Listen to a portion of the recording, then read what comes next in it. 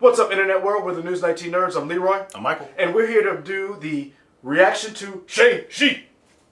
I think you missed that one, man. I did? Yeah. Oh. Yeah. I was about to support my Asian brothers and sisters. So I wore my Wu-Tang Clan shirt. Sorry. Oh, wait. We did that one. Haha. Thought I forgot. Invincible. Okay, great. Yes, indeed. Episode 6 of Invincible. I am a little upset that I missed Shang-Chi only because I wanted to see your reaction. So that means I have to watch the video after you get it up. I guess so. But I'm gonna do a hot take. Uh-huh. I need to see more. I get that. And I like Simu.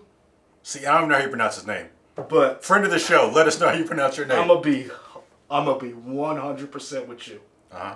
I'm right with Tony on this one. I'm feeling all day.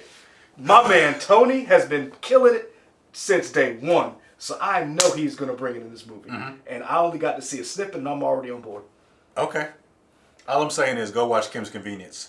Oh, I've been watching it. Oh, okay. Everybody in that show's come up. Okay. Mr. Kim is a goddamn he's in Star Wars. Yes. Yeah.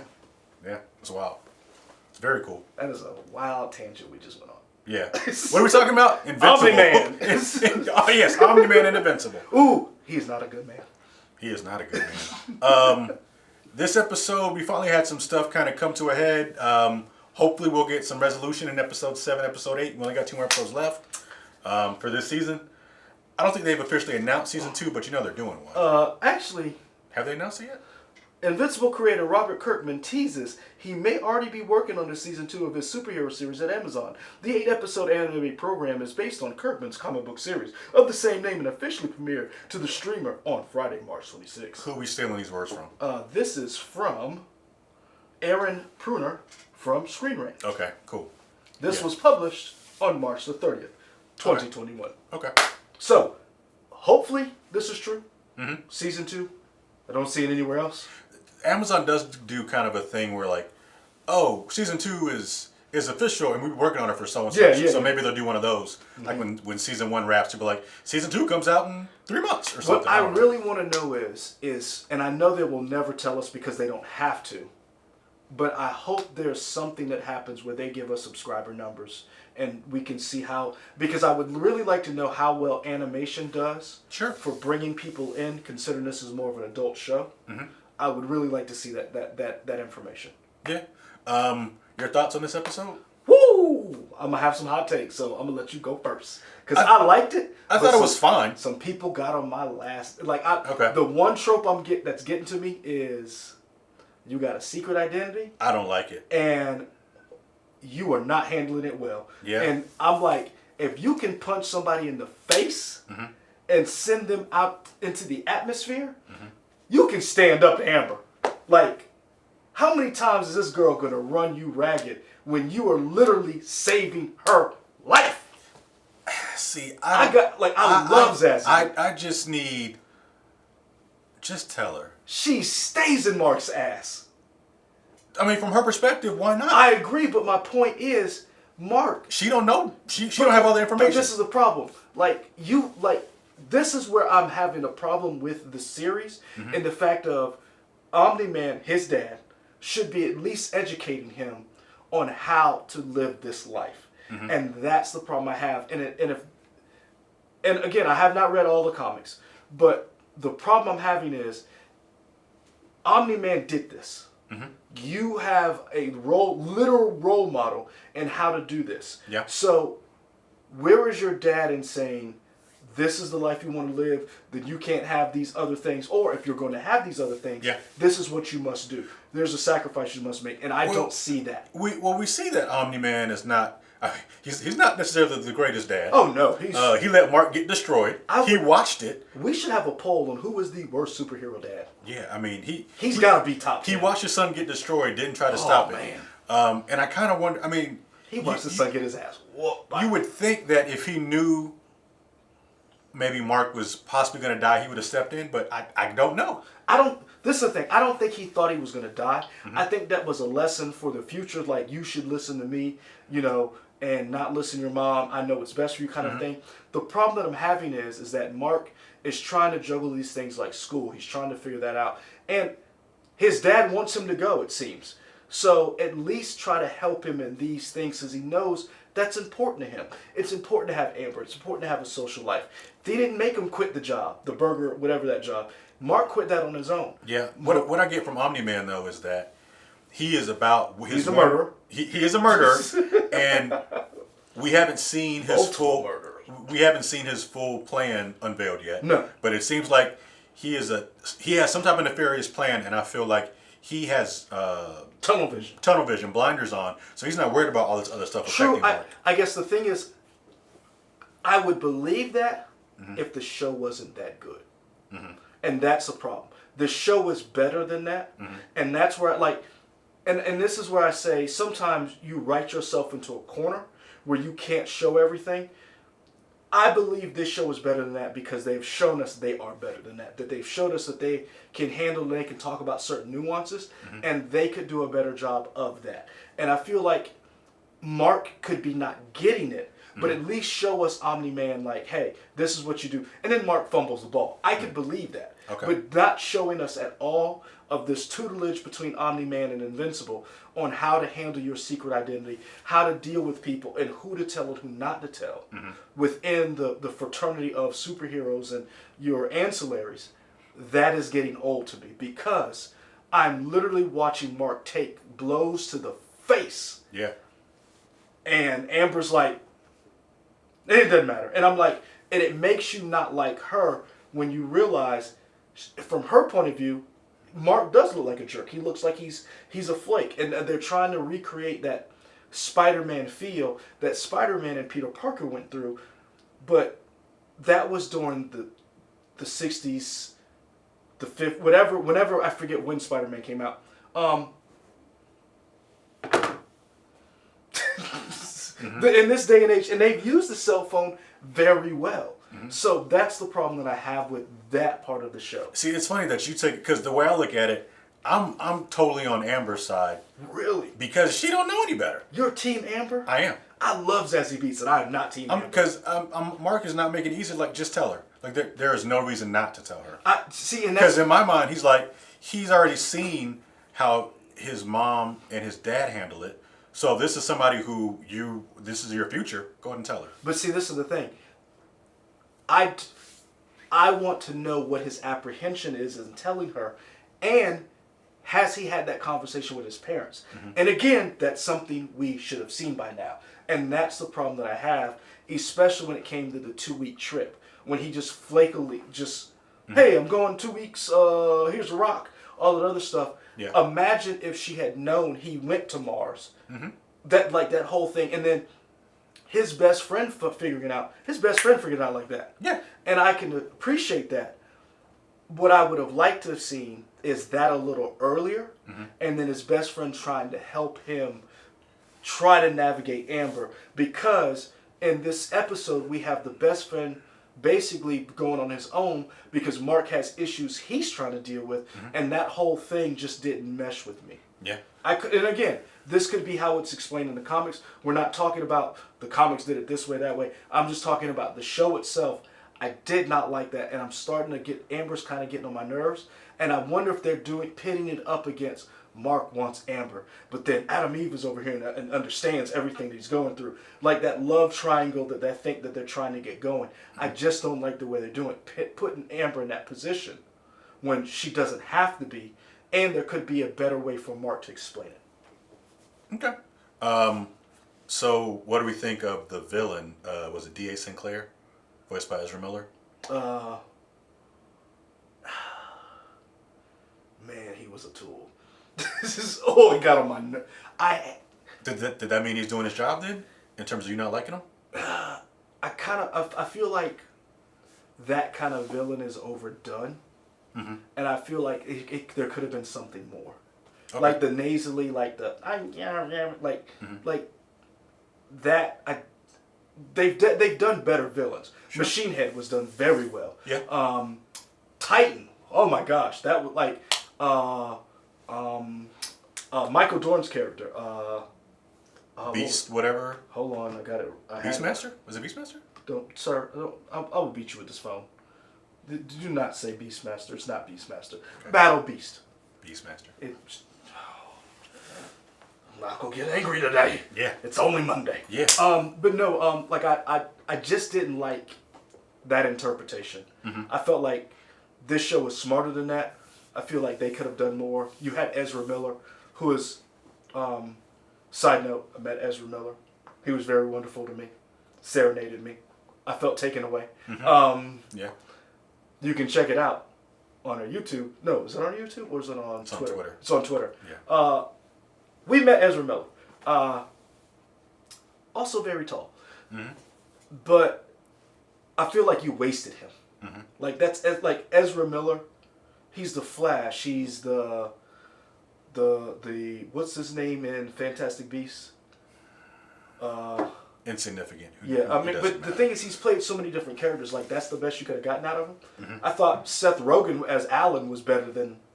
Well, I think it's a big thing that they have all these big names, but it's definitely being a TV and movie actor is not the same as being a voice actor. True. And I think people often equate, if you can act in a TV show and a movie show, then you can be a voice actor. That's not necessarily the case. Well, but again, was it his fault, or was it them not pushing him? Well, I think a lot of the times utilizing him the best way they could. I think there are some times when like the line delivery is kind of like and I know these people can kill it. Like sometimes when Sandra Oh's doing it, like that line delivery doesn't work for me. Oh. But I mean, you put her on on Killing Eve, Grey's Anatomy, killing it every time. Put it Arliss, killing it. Never watched Arliss. I really liked Arliss, mainly because of Sandra Oh. Okay. There's a really good episode where she talks about being an Asian American woman and how she has to work two worlds, whatever. It's very good. Very relatable to today. Yeah, sure. And Arliss is how old? I don't know. Wow. But yeah, I mean, I'm just saying. But that's what you get from Michael. I say all that to say Sandra Oh can kill it on a TV screen or a movie screen, but it's just the delivery is not. Yes, and that's not the way she's been trained. So I get that. It's just. Yeah, I mean, I think it could be a little bit of column A, column B. Mm-hmm. Maybe he wasn't given enough material, and also he's not necessarily trained to be a voice. Or maybe he was only there for like 2 or 3 hours, and that's the best they got. Let's go. Yep. Who knows? So like for me, I really like this episode because now we're getting to see what you go do, Omni-Man. What you go do? Because now I hope the end game of season 1 is coming because she knows. She knows. Did he kill his buddy, the suit I don't think he know. I don't think he killed him. I think he left that. Okay. One of those things where, yeah. That would have freaked me out. You want a beer? No, I'm good. Nope. And I like beer, and I would have taken out. Like, nah, I'm a chill by myself. But then again, what do you do when the most powerful man in the world says, "You want a beer?" Yeah, after you just figured out he killed all the other powerful superheroes on the planet. Yeah. Like, I don't know about you, but I might not have had pants on. The same pants on afterwards. Yeah. Because you might have went number 1, 2, and 3. Yeah. 3? That's a new thing, man. God. Man, Omni-Man shows up on your doorstep after you just figured out he killed Guardians of the Globe. You come up with a new way to defecate. You doing a number 3. You doing a number 3. So we kind of hit on everybody. Except? Adam Eve? No. Well, okay, yeah. I was going to say Robot. There are so many different side plots. I need them to start coming together because I'm excited about all of them. But it's just like, are you going to be able to wrap all these up? You got Robot, you got the clone twins, whatever they're doing. You got Adam Eve's side stuff. I mean, and somebody who I do love, Jason Mantzoukas as Rexplode. Where's he at? Just not that I need a story. I just want him back. You can't Rexplode is a lot to take. And he has been on 10. I love it. Out of 7 this entire I love it. And they needed a moment. Okay. He needed to have a seat. All right. But I really loved Robot. I was going to say Monster Girl. And I love to see him, the way he looked after them, because specifically Monster Girl. But because Black Samson's like, you don't really care about me, you don't care about Monster Girl. I disagree with that only because I think Black Samson is human. Mm-hmm. So they got him. Mm-hmm. And I feel like with Monster Girl, he knew in the back of his head they weren't going to be able to do the things that they needed to do. And he was already 2 or 3 steps ahead because he'd already sent a drone out to procure the things that he needed. What I really liked is that you saw him care for his team because Rex, you bring up Rexplode. And Rexplode brought up the point of, you're a robot. How can you care? And that's one of the things I thought was very interesting in this whole conversation, that, we got to see he created it. He curated this team, but he didn't just put them together because he didn't care. He really did care about them. What is he creating in the lab? I don't know. It's like, what is this thing that you're creating? I'm curious. Maybe a better Rexplode? I don't know. I mean, because he took his blood, so... I thought he took Invincible's blood. He took Rexplode's blood. Okay, that's fine. I don't know. I honestly don't know, but I really enjoyed seeing him flex his muscles a little bit. I like the dude, Rick, who was with Invincible's best friend. I liked Rick as a character overall. He seemed you mean the dude that we saw for like 15 minutes and he got turned into a toaster? Yeah. Yeah, I liked him. I thought he was cool. He was cool for as long as he was on screen. Pretty much, yeah. I think they did a pretty good job in terms of showing Invincible trying to balance his work-life duties of, should I go after them or go after Amber? I like that he went after Amber, just because that was something that was personal to him. I like that he made that choice. I like the fact that he is actually working with Cecil and all of these things. And I guess what needs to happen, in my opinion, is he needs to have a conversation with someone. Like you said, just come clean with her. You care about her. You do love her. What is it going to take for you to make that next step? The question is what is his relationship with his parents, and are they still trying to present a united front, even though they have issues? And what happens going forward? Because he needs to talk to somebody. Him and Amber right now are on the outs, and even though he saved her life, she doesn't know that. Right. Who is he going to go to with this? Is he going to go to Adam Eve? Is he going to go to his mom? Is he going to go to Omni-Man? Is he going to go to Cecil? Cecil seems to actually be invested in him, but he has ulterior motives, which we I need you to fight Omni-Man. Well, not only that, daddy. I need to know what Omni-Man's plans are, and are you a part of it? Because Cecil right now was like, I had to take out Dark Blood, even though we were both agreed that you had something to do with this. Right. So Cecil's kind of like, I don't know who to trust. We do know him and Robot did something to get out the clone twins. So what is his nefarious plans going forward? To me, they're really setting up a lot in this show. And for considering it is an animated series, considering it's only 8 episodes, it is a lot. And I hope we get a season 2, 3, 4, 5, 6. I don't know. Yeah. But it's gonna be interesting to see what they're able to wrap up in this season. Yeah. Because what are we on? Episode 7's coming out next. So we're on 6.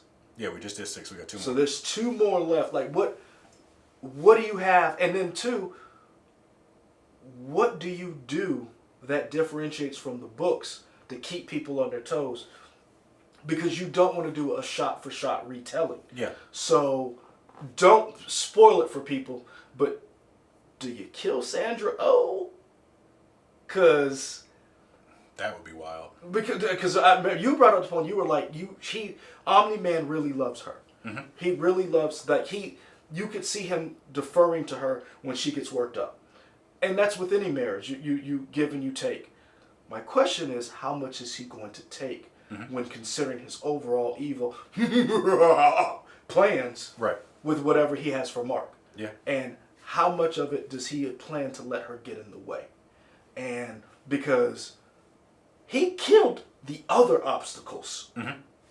And it ain't going to take much for her to...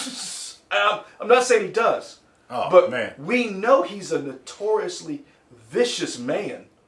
That just makes me think of Battlestar just getting knocked into that pillar. Ooh, man. Token number 1.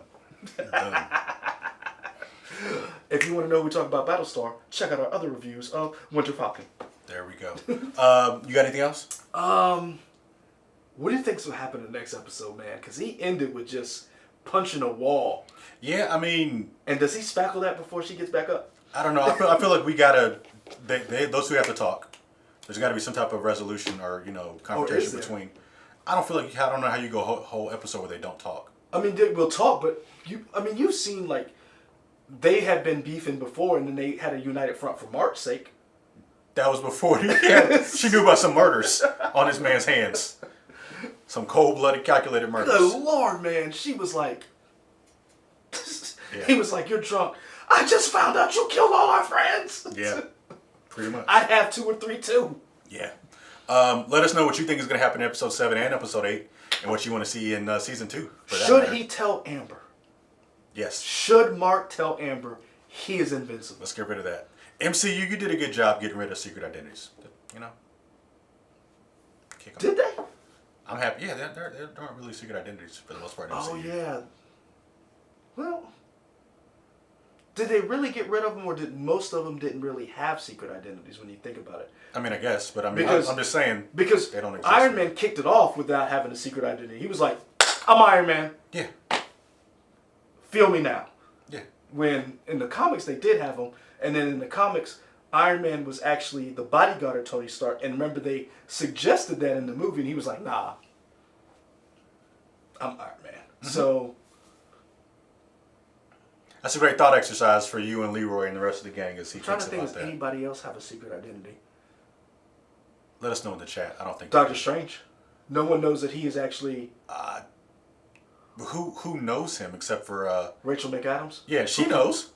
But she definitely knows because she brought her back to life. But what I'm saying is, nobody else... Like, people know Steve Rogers is Captain America. People know Tony Stark is Iron Man. Mm-hmm. People know Dr. Banner... Well, I don't know if people know Dr. Banner is the Hulk. I think they do. I think they know the Hulk is, but do they know that Dr. Banner is the Hulk? Like, I believe so. I don't feel like there are secret identities in MCU. That's a good question. Yeah, and the only one we had, that finally got outed with Spider-Man and Far From Home. Yeah. Clint, nobody knows he's Hawkeye. Or Ronan. Who cares about... Whoa. Sir, do not do that. What? You will not disrespect the name of Clinton Bartholomew Barton. There's no way that's his middle name. I don't know. That's not his middle name. You will not disrespect. We're rambling. You can find us here on YouTube, Twitter, Instagram, Facebook. What is Clint Barton's middle name? WOTX.com. Like, comment, subscribe, hit the bell. We're out. Wu-Tang. It's for the children.